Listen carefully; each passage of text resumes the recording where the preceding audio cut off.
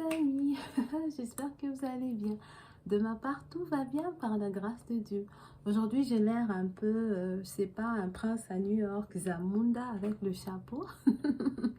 Donc, je mis ça c'est pour faire une vidéo un peu particulière. Vivre dans le contentement. Vivre dans le contentement, ça veut dire quoi? C'est être content de ce que j'ai.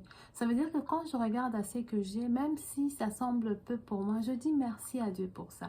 Et cela, adapter également son cœur à pouvoir accepter c'est le peu que j'ai, c'est que Dieu m'a donné.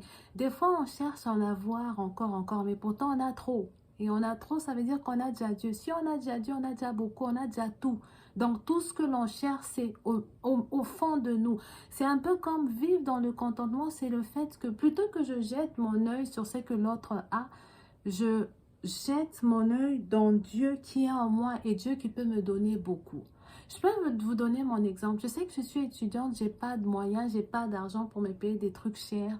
Mais à chaque fois que je pense acheter quelque chose qui m'inspire, parce que vous savez que je couds, je pense par exemple à quelque chose en fourrure, je vais dans le magasin, ça coûte vraiment cher. Pour moi, j'ai pas de moyens. Au fond de moi, je prie. Et quand je vais dans les friperies, par exemple, je passe par là et je trouve ça très moins cher, très bonne qualité et puis c'est nouveau. Dernièrement, je suis tombée sur des nouvelles choses et c'est vraiment beau. Tout cela, c'est seulement pour nous dire que lorsque l'on vit dans le contentement, Dieu pourvoit.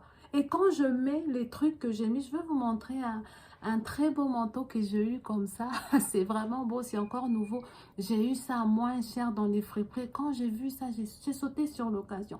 C'est seulement pour nous dire que quand on vit dans le contentement, Dieu nous place dans une situation où il commence à pourvoir à tes besoins. Pourquoi? Pour que tu n'aies pas les yeux ailleurs. C'est comme ça, Dieu. Il suffit seulement de lui demander, il le fait.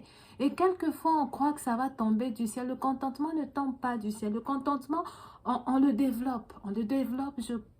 Lorsque nous lisons dans 1 Timothée 1,6, la Bible dit que le contentement est un gain.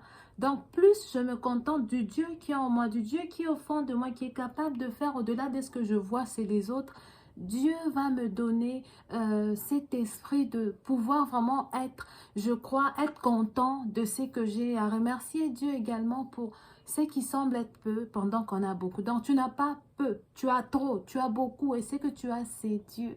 Que Dieu te bénisse. Bye bye.